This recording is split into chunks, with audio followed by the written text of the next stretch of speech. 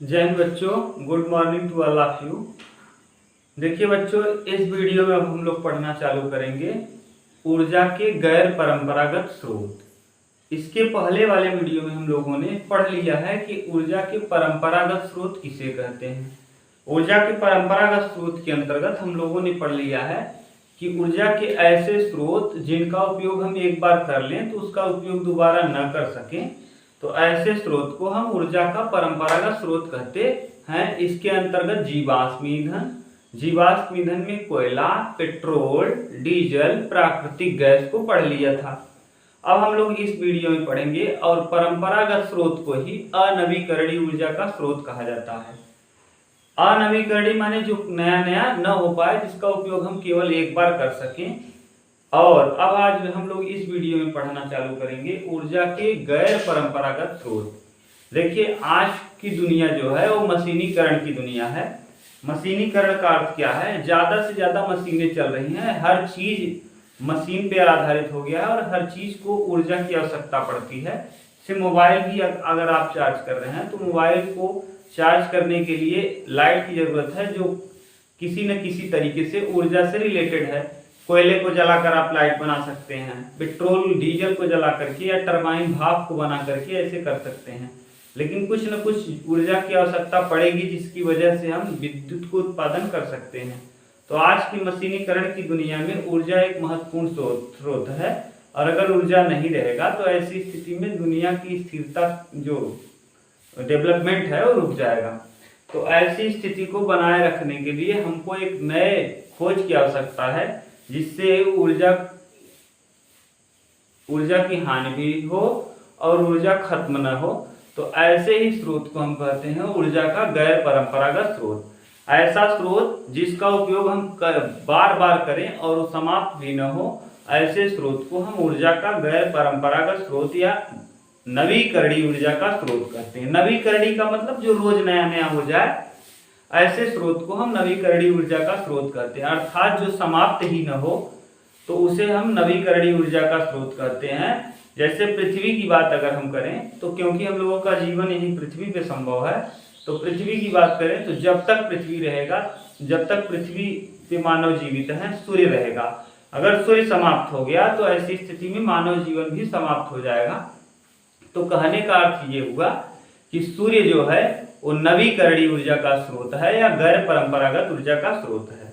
तो अब हम लोग देखते हैं गैर परंपरागत ऊर्जा का स्रोत कहते किसे हैं, इसके विषय में समझते हैं। तो आज का चैप्टर गैर परंपरागत स्रोत।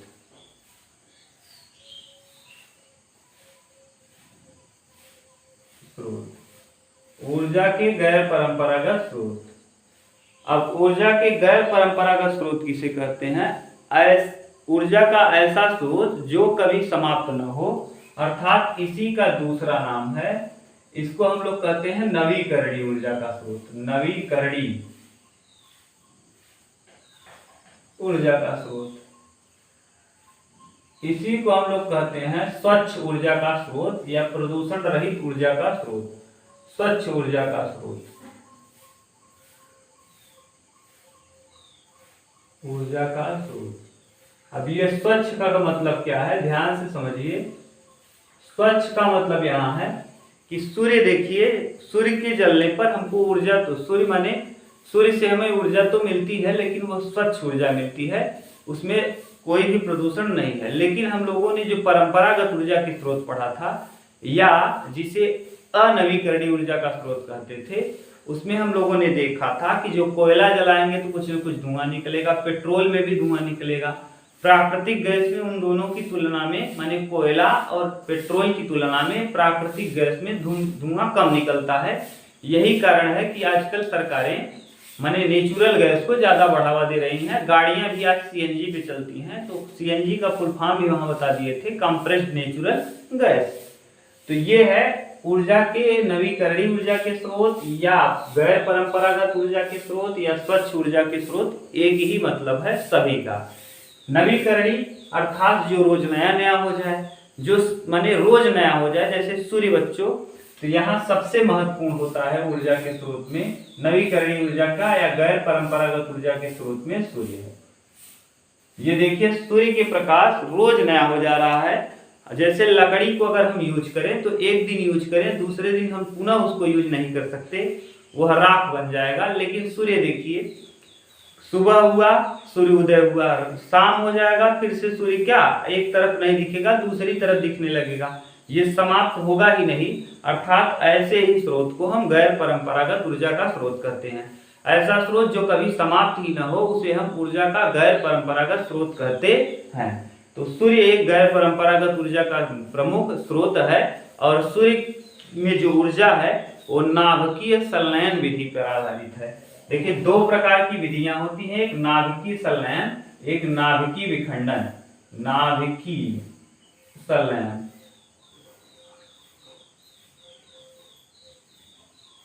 अब नाभिकीय संलयन क्या है? जब दो या दो से अधिक छोटे नाभिक मिल करके एक बड़े नाभिक का निर्माण कर देते हैं तो ऐसी स्थिति को नाभिकीय संलयन कहा जाता है। संलयन माने इकट्ठा होना। दो या दो से अधिक छोटे छोटे नाभिक जब मिल करके एक बड़े नाभिक का निर्माण कर देते हैं तो ऐसे ही स्थिति को हम नाभिकीय संलयन कहते हैं। जो सूर्य में ऊर्जा है वो हीलियम कन्वर्ट होता है हाइड्रोजन में। हीलियम के हाइड्रोजन में कन्वर्ट होने की दशा से ही सूर्य में नाभिकीय संलयन होता है और इस नाभिकीय संलयन की क्रिया के द्वारा सूर्य में एक विशाल ऊर्जा का स्रोत या विशाल ऊर्जा का भंडार है। चलिए, और सूर्य जो है, सूर्य में प्रकाश जो पृथ्वी पे आता है 3 मिनट 52 सेकंड के अंतर्गत यहाँ पृथ्वी पर सूर्य का प्रकाश पहुंचता है। चलिए ये डाटा क्लियर है, हो सकता है आप देख लीजिएगा गूगल करके। 3 मिनट 52 सेकंड में पृथ्वी का सूर्य का प्रकाश पृथ्वी तक पहुंचता है। चलिए अब हम लोग देखते हैं आगे। सूर्य में आपने देख लिया कि यह सूर्य जो है वो एक प्रकार का गैर परंपरागत ऊर्जा का स्रोत है और इसमें जो ऊर्जा है वो नाभिकीय संलयन की विधि पर आधारित है। अब हम देख लेते हैं, आपको इतना पता चल गया कि गैर परंपरागत ऊर्जा का स्रोत ऐसा स्रोत जिसका उपयोग हम बार बार करें फिर भी समाप्त न हो, ऐसे ही स्रोत को हम गैर परंपरागत स्रोत कहते हैं। अब हम लोग इस पे आधारित गैर परंपरागत स्रोत पर आधारित कुछ उपकरणों को देख लेते हैं। सबसे पहला उपकरण है आपकी बुक में सौर कुकर। ये पहला उपकरण है सौर कुकर, सूर्य पर आधारित है, सौर ऊर्जा पर आधारित पहला उपकरण है सौर कुकर। सौर ऊर्जा पर आधारित यानी सूर्य पर आधारित पहला उपकरण है सौर कुकर। ये सौर कुकर क्या होता है बच्चों? ये लकड़ी का एक बंद लकड़ी होती है, ऐसे इस तरीके से लकड़ी है। इस लकड़ी को ढाल के बनाया जाता है और इसके अंदर, ये लकड़ी के अंदर बच्चों यहाँ काले रंग से पेंट कर दिया जाता है। इसमें कुकर को रखा जाता है और इस कुकर के ऊपर यहाँ परावर्तक पृष्ठ लगा दिया जाता है ऐसे। और इस पे जब सूर्य की प्रकाश गिरता है, टकराता है, तो टकराने के पश्चात ये सौर कुकर पर पड़ता है और सौर कुकर पर पड़ने के पश्चात ये सौर कुकर खाना बन जाता है और सूर्य से ये खाना बनता है। सूर्य के प्रकाश से ये खाना पक जाता है, तो इसीलिए इसको कहा जाता है सौर कुकर। सौर कुकर क्या है? सौर कुकर सूर्य के ऊर्जा पर आधारित एक उपकरण है जिसके द्वारा हम भोजन को बनाते हैं। अब भोजन को बनाते कैसे हैं? यहाँ एक परावर्तक पृष्ठ लगा होता है जो सौर माने परावर्तक पृष्ठ वो भी किस दर्पण का होता है? समतल दर्पण का। समतल दर्पण, ये समतल दर्पण है और इस समतल दर्पण में यानी आपसे प्रश्न पूछेगा कि सौर कुकर में परावर्तक पृष्ठ के रूप में किस दर्पण का उपयोग किया जाता है?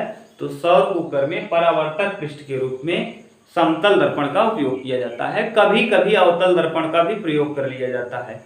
और सौर कुकर में ये जो नीचे वाला एरिया है ये ब्लैक कलर से बनाया जाता है जिससे ब्लैक कलर प्रकाश की ज्यादा से ज्यादा किरणों को अवशोषित कर ले। देखिए बच्चों, ब्लैक रंग माने काला रंग एक ऐसा रंग होता है जो प्रकाश के सात के सातों रंगों को अवशोषित कर लेता है, जिसे विबग्योर कहा जाता है। इसीलिए ये सौर कुकर के तल को ब्लैक कलर से बनाया जाता है जिससे ज्यादा से ज्यादा प्रकाश को अवशोषित करके खाना को जल्दी पका सके।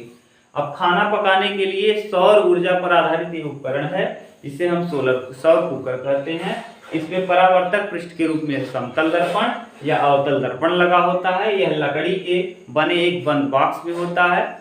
देखिए अब इसके क्या लाभ हैं, इसकी क्या कमियां हैं, हम इसको समझ लेते हैं। सौर कुकर के लाभ, इसके सौर कुकर के लाभ क्या हैं? तो लाभ बच्चों इसका है कि इससे प्रदूषण नहीं होता है। जैसे आप लकड़ी जलाएंगे, लकड़ी जलाकर खाना बनाएंगे या फिर गैस से खाना बनाएंगे तो कुछ न कुछ हद तक प्रदूषण फैलेगा, लेकिन सौर कुकर से सूर्य के प्रकाश से खाना बन रहा है, यहाँ प्रदूषण नहीं होता। ये सबसे पहला है कि प्रदूषण नहीं फैलता, प्रदूषण नहीं फैलता।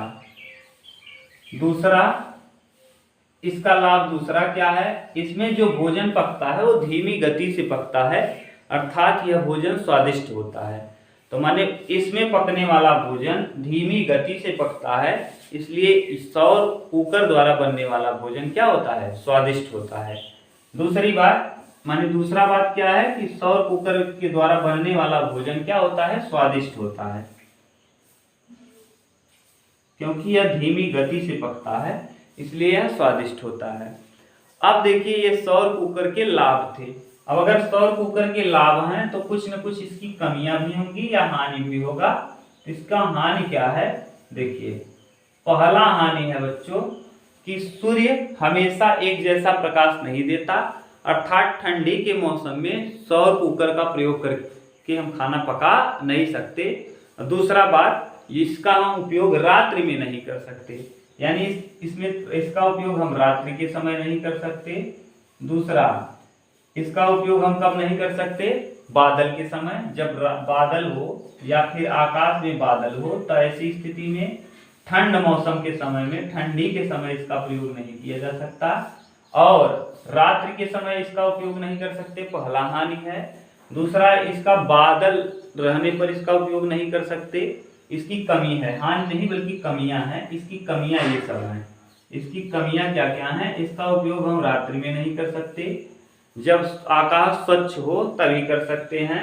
ठंडी के समय में नहीं कर सकते, क्योंकि ठंडी के समय में सूर्य का प्रकाश धीमा हो जाता है, इसलिए हम इसका उपयोग ठंडी में नहीं कर सकते। नहीं तो खाना आप सुबह से रखेंगे, शाम तक बन के तैयार होगा, आप खाने से खा नहीं पाएंगे, इसीलिए ठंडी के समय इसका उपयोग नहीं कर सकते। ये सौर कुकर है। सौर कुकर सूर्य पर आधारित एक उपकरण है जो भोजन पकाने के लिए प्रयोग किया जाता है। इसका उपयोग हम कैसे करते हैं? इसमें जो परावर्तक पृष्ठ होता है वो समतल दर्पण का बना होता है। लकड़ी के बंद पास में इसको रख दिया जाता है, इसके ऊपर कांच से ढक दिया जाता है। परावर्तक पृष्ठ इसके ऊपर टकराकर प्रकाश की किरणें समतल दर्पण से टकरा के इसमें आती हैं, आने से भोजन बन जाता है। और ये जो कुकर है इसके माने इसके पृष्ठ को काले रंग से बनाया जाता है, जिससे यह ज्यादा से ज्यादा प्रकाश को अवशोषित कर सके और खाना जल्द पक सके। इसके लाभ क्या है? प्रदूषण नहीं करता, इसके द्वारा बनने वाला भोजन स्वादिष्ट होता है। इसकी कमियां क्या हैं? रात्रि में हम इसका उपयोग नहीं कर सकते, अर्थात रात को हम भोजन नहीं बना सकते। दूसरी बात, बादल अगर आकाश में है तो ऐसी स्थिति में हम भोजन नहीं, दिन में भी हम भोजन नहीं बना पाएंगे अगर आकाश में बादल है, क्योंकि ये सूर्य पर आधारित उपकरण है। दूसरा, ठंडी के समय हम इसका उपयोग नहीं कर सकते, क्योंकि सूर्य का तापमान ठंड के समय में बहुत कम होता है। ये है सौर कुकर और सौर कुकर पर आधारित उपकरण। इसको आप अगर चाहें तो थोड़ा सा लिख लीजिए। चलिए अब हम लोग देख लेते हैं दूसरा उपकरण जो कि गैर परंपरागत ऊर्जा के स्रोत पर आधारित है। अभी हम लोग सूर्य पर आधारित अन्य उपकरणों को भी देख लेते हैं। ये पहला उपकरण था सौर ऊर्जा पर आधारित। सौर ऊर्जा पर आधारित पहला उपकरण कौन सा था बच्चों? पहला उपकरण था गैर परंपरागत स्रोत। गैर परंपरागत स्रोत में हम पहला पढ़ना चालू किए हैं सूर्य, यानी सौर ऊर्जा। सौर ऊर्जा सूर्य एक गैर परंपरागत ऊर्जा का स्रोत है, क्योंकि हर प्रत्येक दिन नया हो जाता है। चलिए दूसरा है, इसमें इसका दूसरा टॉपिक है क्या? सौर ऊर्जा पर आधारित दूसरा उपकरण है सौर सेल। सौर ऊर्जा पर आधारित दूसरा उपकरण है सौर सेल। चलिए इसको अब हम लोग समझते हैं सौर सेल क्या होता है। सौर सेल सौर ऊर्जा पर आधारित दूसरा उपकरण है सौर सेल।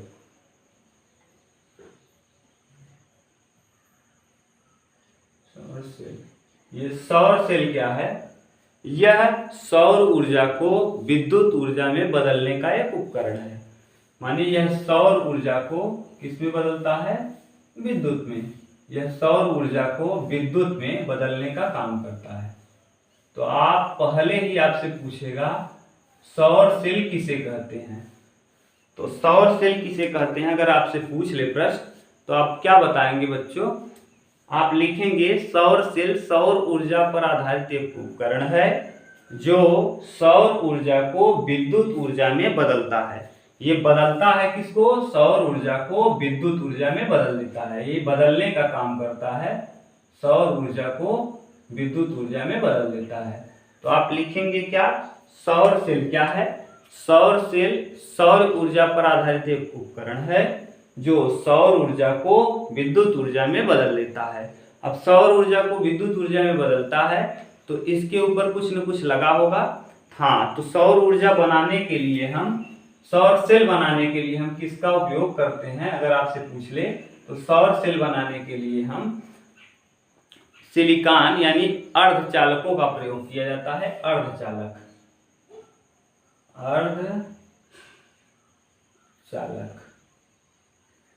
अर्धचालक यानी सेमीकंडक्टर,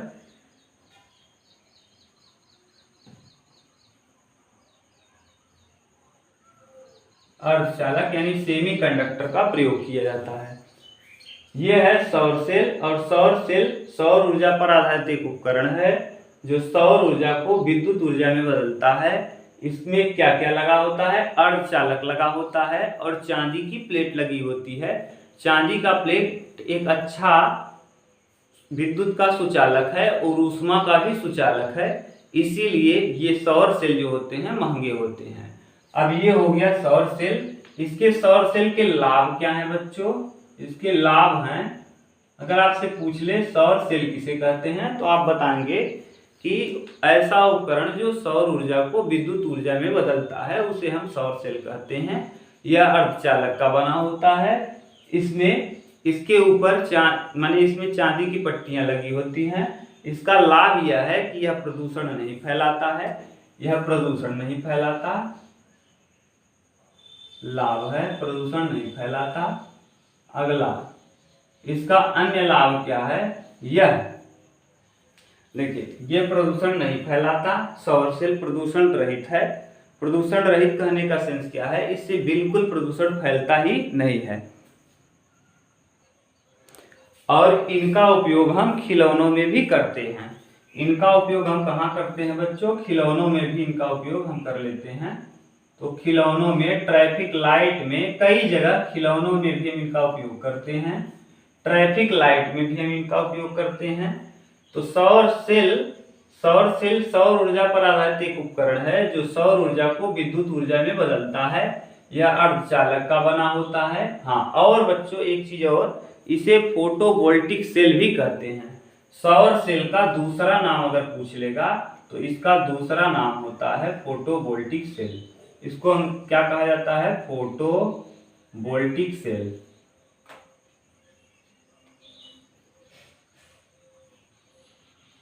और एक चीज आप ध्यान दे लीजिए, जब भी अंग्रेजी में फोटो शब्द आए तो फोटो का मतलब होता ही है क्या? प्रकाश। तो यानी फोटोवोल्टिक सेल यानी प्रकाश पर आधारित सेल।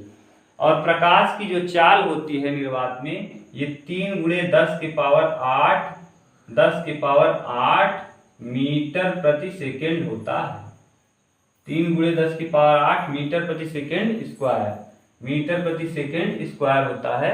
तो प्रकाश की चाल कितनी होती है? 3 × 10⁸ मीटर प्रति सेकेंड स्क्वायर, मीटर प्रति सेकेंड स्क्वायर ये चाल है, मीटर प्रति सेकेंड।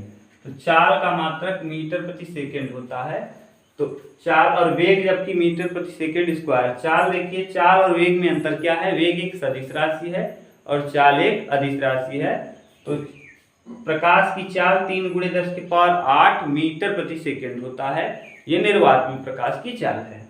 इतना आपका कंप्लीट हुआ सौर सेल। आपने पढ़ लिया क्या क्या? आपने इसके पहले सौर कुकर पढ़ लिया, वो भी सौर ऊर्जा पर आधारित था। और अगला हमने पढ़ लिया सौर सेल, ये भी किस पे आधारित है? सौर ऊर्जा पे आधारित है। एक उपकरण और भी है बच्चों जो किस पे आधारित है? सौर ऊर्जा पर आधारित है। अब उसको हम लोग देखते हैं, सौर पैनल।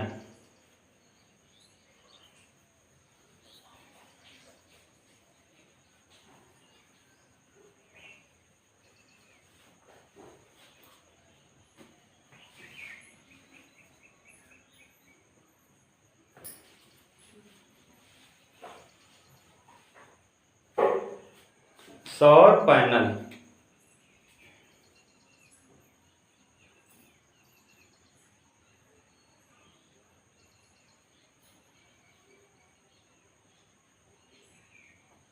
अब सौर पैनल क्या है?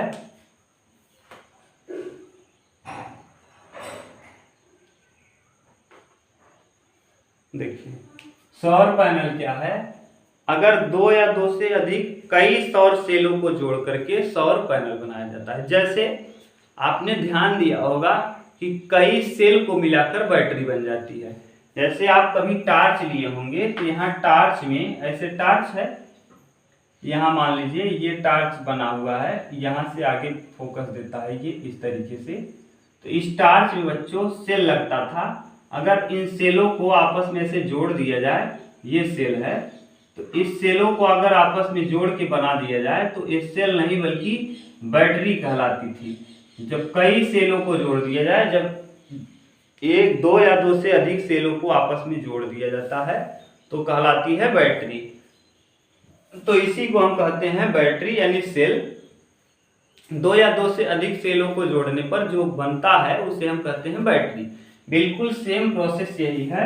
अभी हमने पढ़ा है कि सौर सेल क्या होता है, सूर्य ऊर्जा पर आधारित है, सौर ऊर्जा पर। और अगर इन्हीं सौर सेलों को आपस में जोड़ दिया जाए, कई सौर सेलों को जोड़ करके क्या बनाया जाता है, सौर पैनल।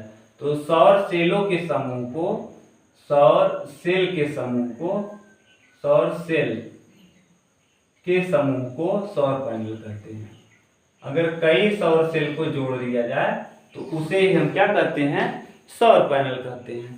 सौर पैनल आप वर्तमान समय में बहुत प्रचलित है, छतों पर लगा दिया जाता है। इस तरीके से आपको दिखता होगा, ये है, ये ऐसे, ये थोड़ा सा ये ऐसे करके आजकल ये ट्रेंड में चल रहा है। इस तरीके से छतों पे लगा दिया जाता है, ये ऐसे,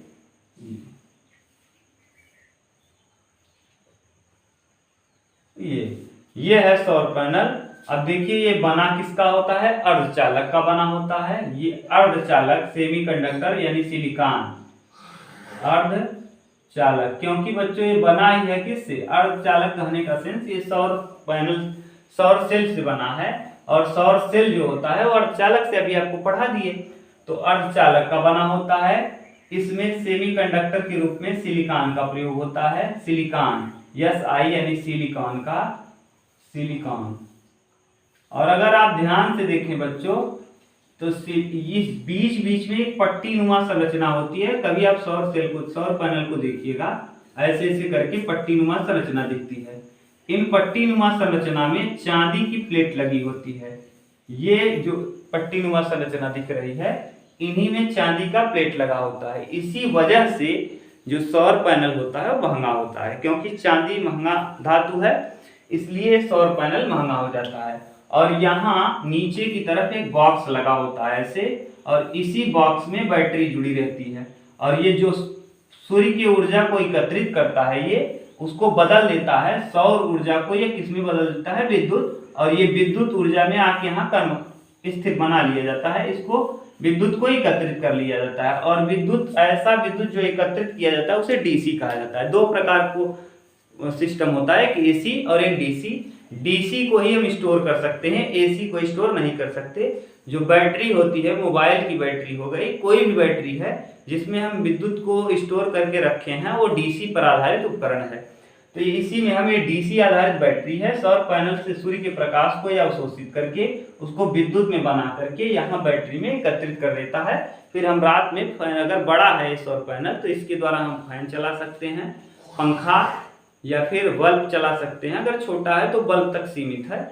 और फिर यह सूर्य जैसे ही सुबह होगा फिर नया हो जाएगा। तो सूर्य नया कहने का सेंस है, सूर्य की ऊर्जा फिर से मिलेगी और फिर से ये लगातार इसी प्रोसेस में चलता रहेगा जब तक ये ऊपर वाला लेयर खराब नहीं होगा। इसमें खर्च एक बार आता है, इसका यूज हम कई बार, कई दिनों तक, कई सालों तक कर सकते हैं अगर इसका रख रखाव ठीक से रखा जाए।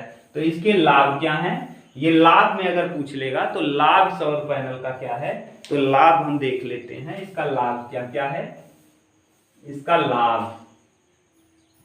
लाभ क्या है बच्चों, इससे सौर पैनल के लाभ क्या हैं? इससे प्रदूषण नहीं होता। पहली बात तो ये प्रदूषण नहीं करता।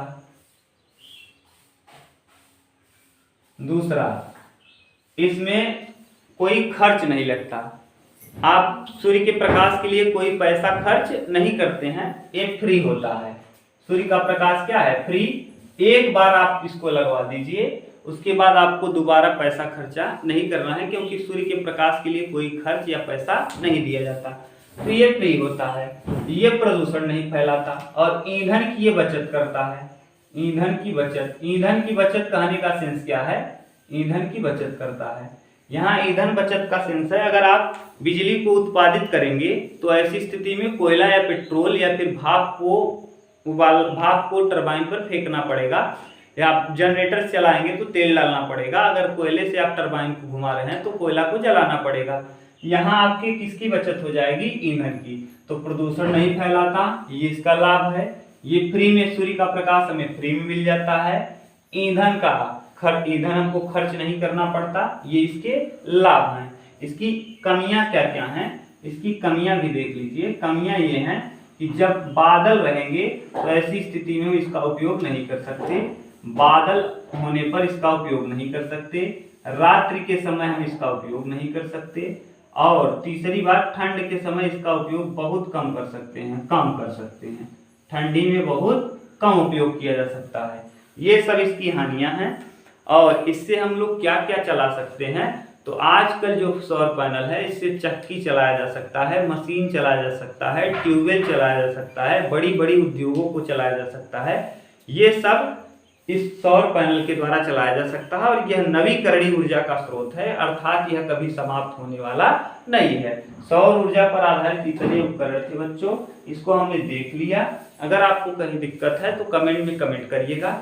अब हम लोग अभी बच गया है सौर ऊर्जा, गैर परंपरागत स्रोत के 3 टॉपिक और बच गए हैं। पवन ऊर्जा, भूतापीय ऊर्जा और शायद एक और है, पवन ऊर्जा, भूतापीय ऊर्जा और नाभिकीय ऊर्जा। ये 3 और पढ़ लेंगे हम लोग, तो आपका गैर परंपरागत ऊर्जा का स्रोत कंप्लीट। चलिए मिलते हैं नेक्स्ट वीडियो में, तब तक के लिए थैंक यू। चैनल को अगर आप नए हैं तो सब्सक्राइब कर लीजिए और वीडियो को ज़्यादा से ज़्यादा शेयर करिए, जिससे और भी बच्चों को लाभ मिल सकते हैं। मिलते हैं नेक्स्ट वीडियो में, तब तक के लिए थैंक यू।